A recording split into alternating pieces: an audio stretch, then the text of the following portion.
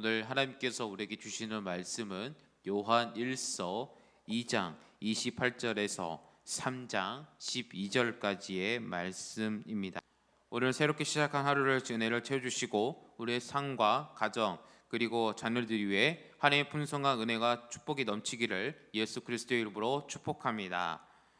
한 귀족 가문 부부가 후사가 없어서 고아원에 방문했습니다. 그곳에서 그들은 남루한 옷을 입고 구석에 웅크리고 있던 한 소녀를 발견했습니다.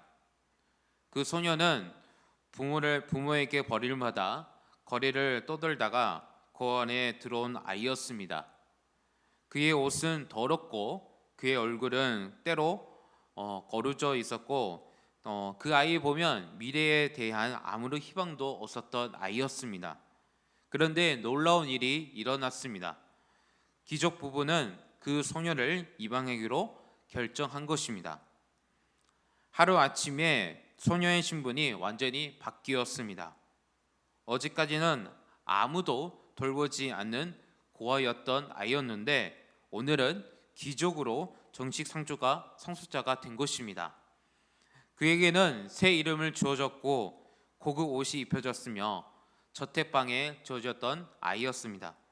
이제 그는 귀족 가문의 모든 재산과 권리를 상속받을 자격을 얻었습니다.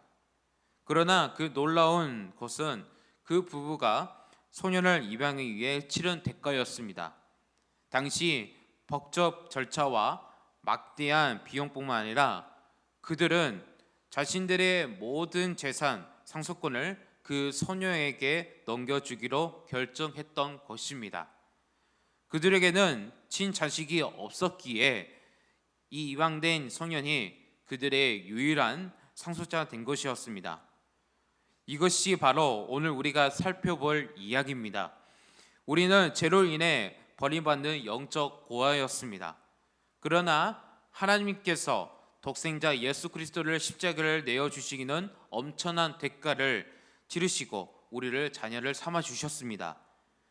오늘 우리는 사도 요한이 감격에 겨워 외친 그 놀라운 선포에 서 있습니다.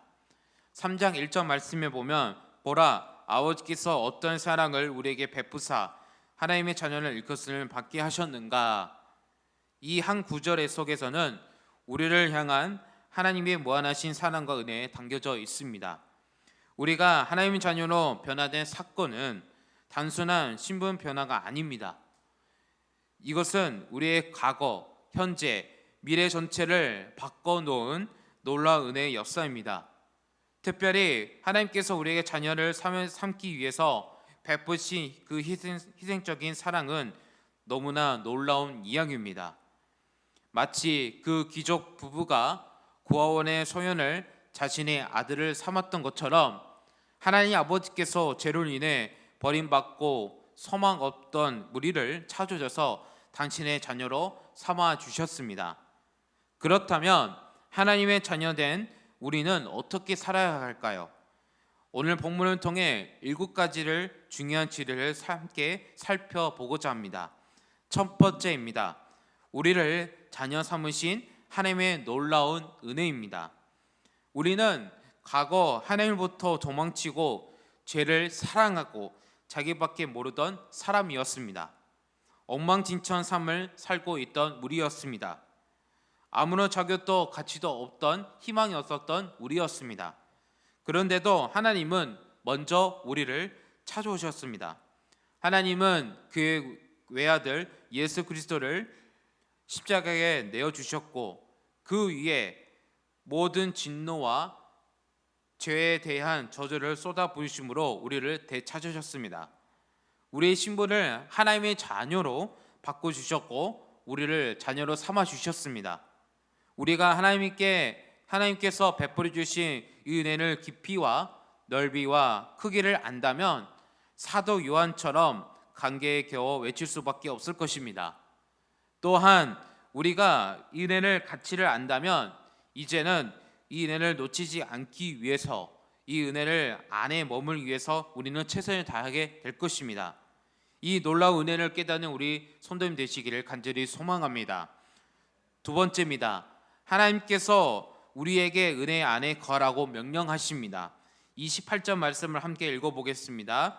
자녀들아 이제 그의 안에 거하라.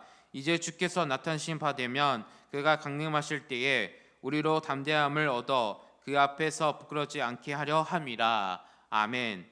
입양된 소년이 김원 가족 저택에 떠나 다시 거리로 돌아간다면 얼마나 어리석은 일이겠습니까? 그는 이제 그의 집의 아들입니다. 그 집에 머물러야 합니다. 그곳에서 김원 가족으로 자녀로 교육받고 성장해야 합니다. 마찬가지로 우리는 이제 하나님 안에 예수 그리스도의 은혜 안에 거해야 합니다. 이 은혜를 꼭 붙들 때 우리 예수님께서 다시 강림하실 때, 다시 재림하실 때 그 앞에서 부끄러움을 당하지 않게 될 것입니다. 예수 그리스도의 피값으로 생명으로 우리가 이런 생명을 얻었는데, 만약 우리가 우리의 삶을 헛되이 낭비한다면, 은혜에 헛되이 는다면 얼마나 하나님 앞에 부끄럽겠습니까? 그렇다면 은혜 안에 거한다는 것은 구체적으로 무슨 의미를 가지고 있을까요? 세 번째 진리로 연결됩니다. 세 번째입니다. 예수 그리스도를 닮아가는 삶을 사는 것입니다. 지금 현재 우리가 하나님께서 주신 소망을 붙들고 산다고 해서 어떤 외적인 차이가 나타나는 보이지 않을 수도 있습니다. 그러나 마지막 결국 가서 우리 안에는 예수 그리스도의 성품과 현상이 새겨질 것입니다. 입양된 소년은 세월이 지나 그 귀족 집안에서 살면서 점점 귀족 가문의 자녀다운 모습을 변화되어 갔을 것입니다. 우리도 마찬가지입니다. 우리는 예수 그리스도와 같은 모습으로 변화되고 하나님의 영광이 우리 안에 머물고 있는 그런 모습을 될 수가 있습니다. 그러므로 사도 요한은 우리에게 예수 그리스도의 깨끗하심과 같이 너희도 깨끗하라 라고 우리에게 권면하고 있습니다. 이 세상은 거룩함과 순결을 특별히 가치 있는 것으로 여기지 않습니다. 그러나 성도의 삶의 순결은 진정한 능력입니다. 우리가 순결하고 거룩한 삶을 살 때에 하나님은 그곳에서 임재하시고 능력을 베푸십니다. 그러므로 우리는 깨끗하고 순결한 삶을 삼하고 예수 그리스도의 은혜 안에 머물게 되어야 할 것입니다. 그런데 여기서 우리가 반드시 알아야 할 중요한 진리가 있습니다. 바로 네 번째 진리입니다. 네 번째 보시면 하나님의 눈앞에는 두 종류의 존재하는 사실입니다. 하나님의 눈앞에 세상에는 모든 사람들은 결국 두 가지의 종류의 사람들이 나누어집니다. 첫 번째는 하나님에 속한 사람과 그리고 두 번째 사람은 마귀에 속한 사람입니다. 겉으로 보기에는 아무런 차이가 없고 구분할 수 없는 것처럼 보이지만 하나님은 분명하게 구분할 수 있습니다.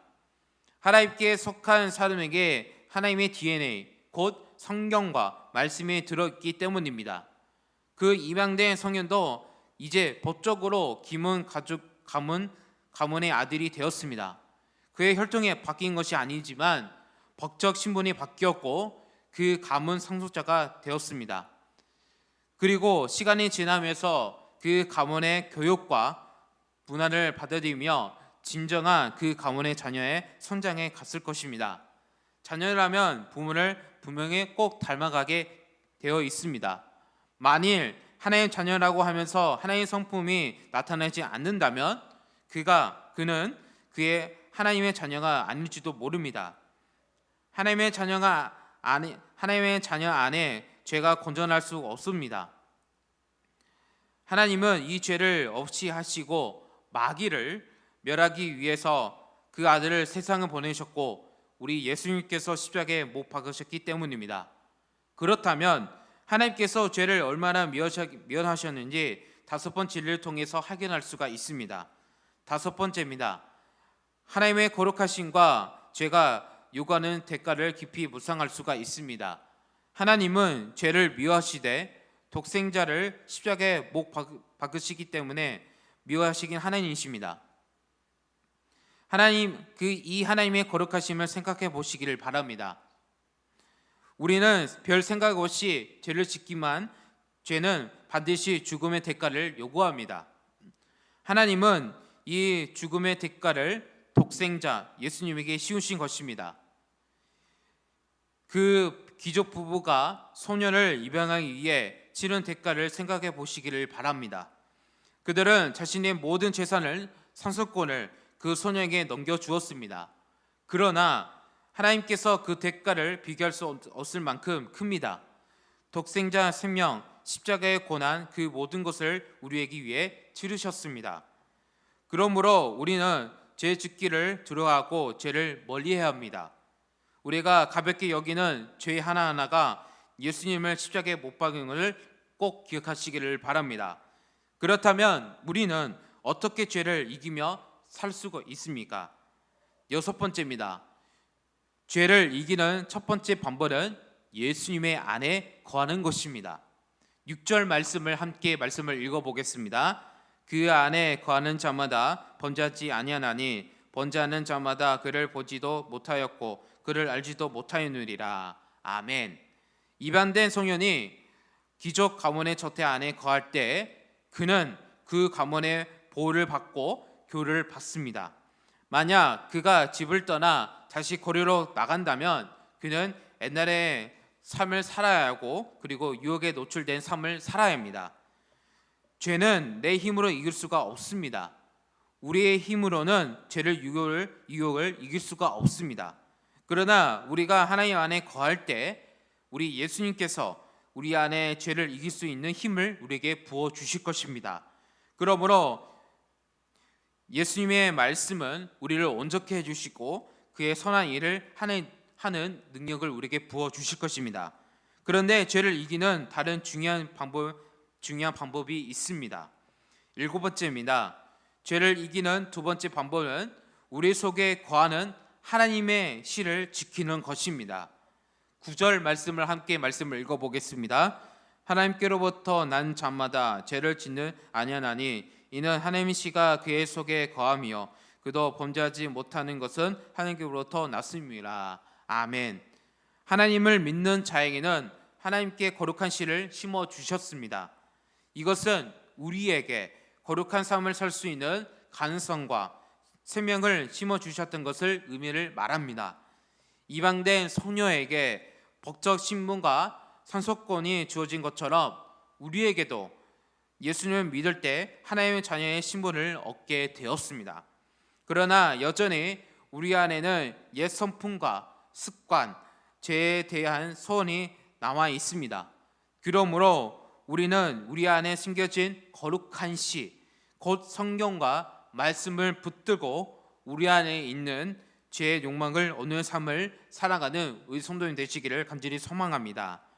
사랑하는 우리 성도님들, 고아원의 그 소녀는 입양된 후 완전히 새로운 삶을 살게 되었습니다. 그는 더 이상 버림받는 고아가 아니라 귀족 가문의 아들이 되었고 상속자가 되었고 사랑받는 자녀가 되었습니다. 그러나 그가 진정으로 그 가문의 자녀로 살아가기 위해서는 그 집에 머무러야 합니다. 우리도 마찬가지입니다. 오늘 우리가 함께 살펴본 7가지의 진리를 기억하시기를 바랍니다. 하나님께서 독생자를 내어주시면까지 우리를 자녀를 삼으신 그 놀라운 은혜를 기억하고 이 은혜 안에서 거하는 우리 성도님 되시기를 간절히 소망합니다. 날마다 예수 그리스도를 닮아가며 우리 안에 숨겨진 하나님의 거룩한 씨를 붙들고 나가는 우리 성도님 되시기를 예수 그리스도의 이름으로 축복합니다. 말씀을 생각하시면서 함께 기도하겠습니다. 자격 없는 우리를 선택하시고 구원하시고 하나님의 자녀 삼으신 은혜에 감사드립니다.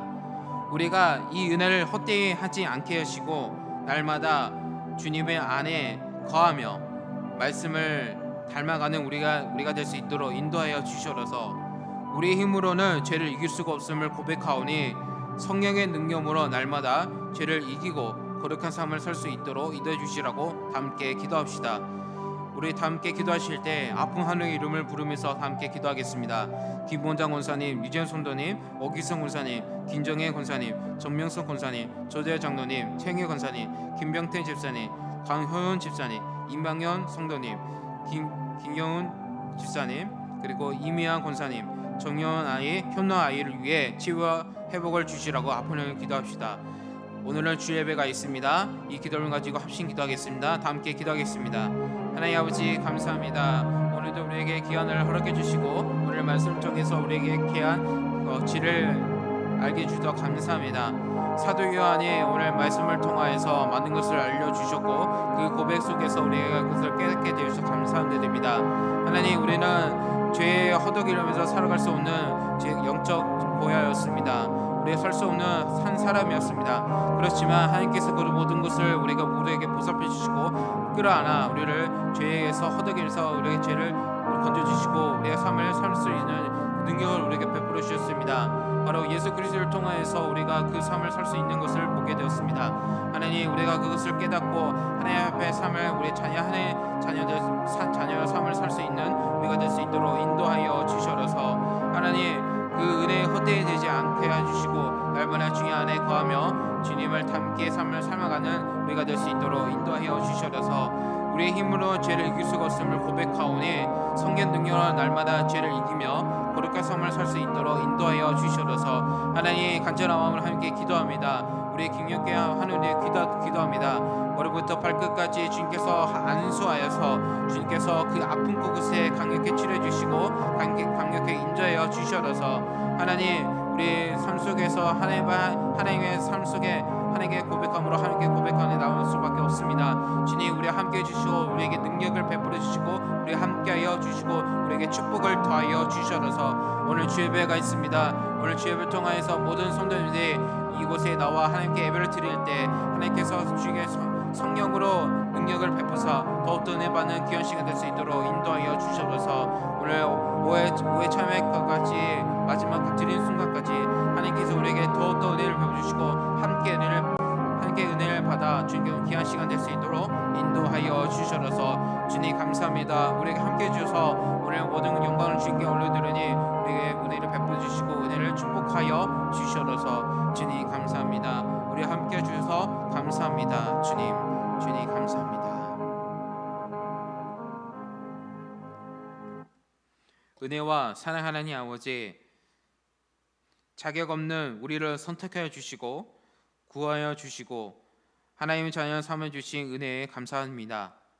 이 놀라운 은혜 앞에 우리는 다만 감격할 뿐입니다. 우리가 하나님의 자녀로 하나님과 친밀함을 누리며 우리 안에 심겨진 하나님의 말씀과 성령의 씨앗을 따라 하나님의 모습을 변화되지기를 간절히 소망합니다. 주님, 우리가 이 은혜를 헛되이 하지 않게 하시고 날마다 주님의 말씀 안에 거하며 주님을 닮아가는 삶을 살게 하여 주시옵소서. 우리 힘으로는 죄를 이길 수 없음을 고백하오니 성령의 능력으로 날마다 죄를 이기고 거룩한 삶을 살 수 있도록 성령 안에 인도하여 주시옵소서. 하나님, 우리 김용태 하나님을 기도합니다.